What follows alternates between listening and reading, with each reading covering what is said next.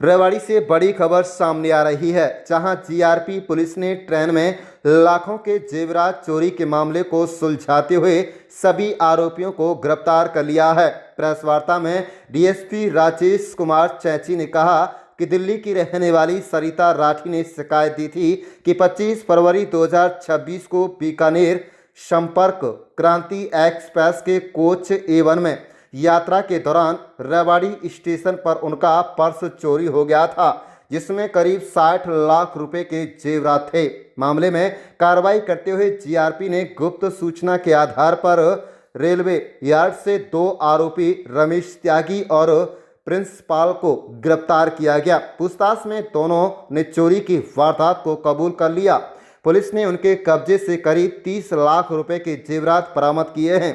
आरोपियों की निशानदेही पर मेरठ निवासी सुनार विश्वास गौतम को भी गिरफ्तार किया गया, जिसने चोरी के गहने खरीदे थे। इसके अलावा जांच में खुलासा हुआ है कि आरोपी ने उसी ट्रेन में एक और यात्री का पर्स भी चोरी किया था, जिसमें नकदी और सोने की अंगूठियां थीं। फिलहाल पुलिस पूरे मामले की गहनता से जांच कर रही है और बाकी बरामदगी के प्रयास जारी हैं। आप देख रहे हैं रेवाड़ी से राजेश शर्मा की रिपोर्ट।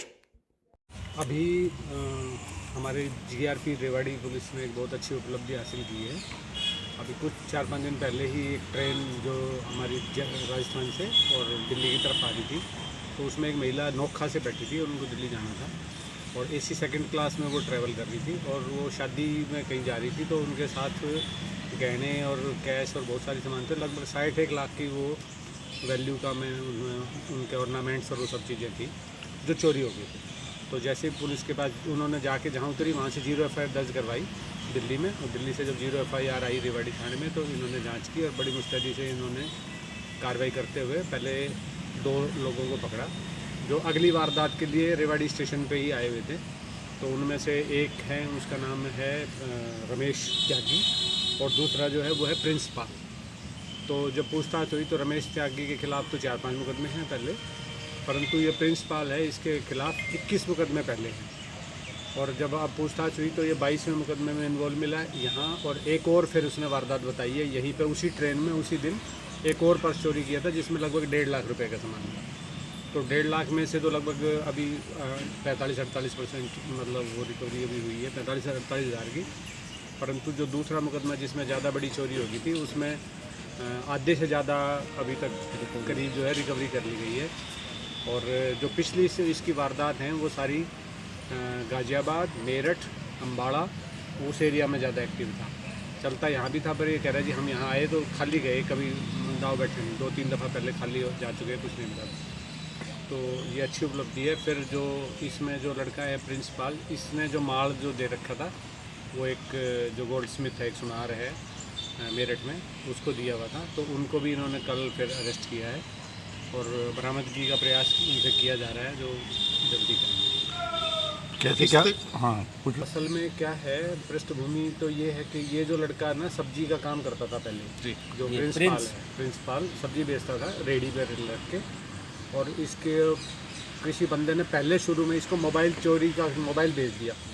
इसने 3,000 रुपये में लिया और 7,000 रुपये में बेच दिया। तो इसने देखा तो एकदम 4,000 रुपये बच गए, रोज़ 100-200-400 रुपये कमाता हूँ। इसने वो मोबाइल लेके उससे बेचना शुरू कर दिए। जब 5-6 मोबाइल बिक चुके तो ये पकड़ा गया, तो ये अरेस्ट हो गया। इसमें वो 6 मुकदमे इसके लगे शुरू के, पहले वो मोबाइल के रिकवरी के जी। फिर इसने जब निकल के आया बाहर जमानत होने के बाद, तो इसने शुरू किया कि अब मैं ही शुरू कर देता हूँ। इसने चोरियाँ शुरू कर दी। तो पहले के 8-10 मुकदमे मेरठ के इसके जीआरपी के ही है, सारे रेल में ही करता है वारदात, वो भी सारे मोबाइल चोरी के ही। अब ये फिर 1-2 बार छोटे ऑर्नामेंट्स की ये बता रहा है। बड़ी चोरी यही हुई है अब की बार, जो इसको बड़ी जो कैच हुई है, बड़ा जो माल मिला है इसको, वो अब की बार ही मिला था। और वो फॉर्चुनेटली ये महिला कहाँ की है सर? महिला रहने वाली दिल्ली की है। क्या नाम इसका? महिला का नाम सरिता राठी। सर इनका फैमिली बैकग्राउंड क्या रहा?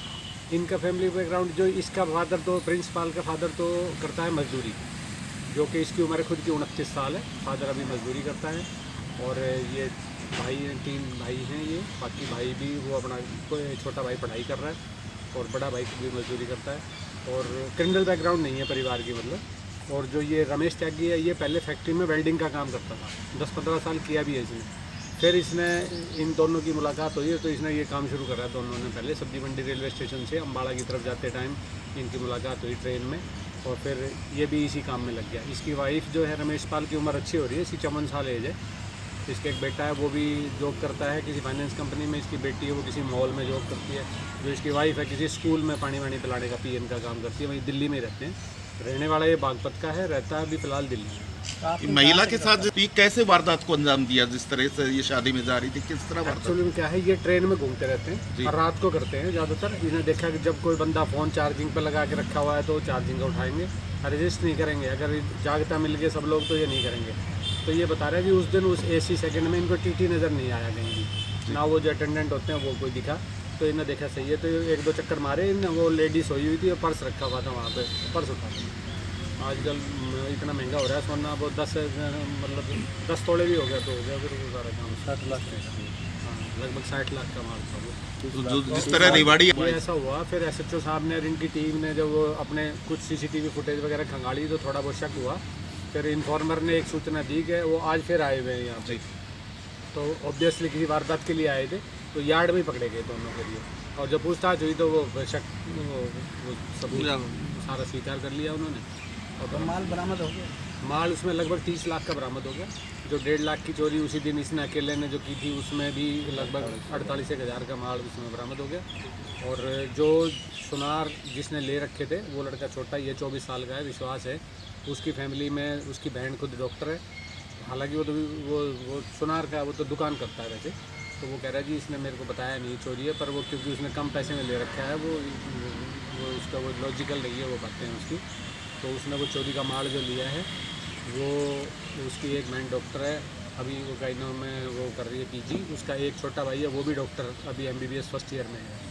और ये 3-1 साल से ये दुकान करता है। तो सर रेलवे में लगातार तो वो ना वो सावधानी हटी, दुर्घटना घटी। हालांकि RPF और सब GRP लगे हुए हैं आप लोगों की सेवा में, सुरक्षा में, परंतु फिर भी थोड़ा सा खुद को सचेत होने की बहुत आवश्यकता है। क्योंकि एक वो है ना, एक जो नींद है वो सबको पता है, नींद अस्थाई मौत है और मौत स्थायी नींद है, जैसा बताते हैं आध्यात्मिक हिसाब से। तो अगर आप ट्रेन में ट्रैवल कर रहे हो तो उस समय वो गाड़ी का वो जो एक इस तरह का सिस्टम बनता है, वो लॉरी वाला सिस्टम के गहरी नींद में चला जाता है आदमी।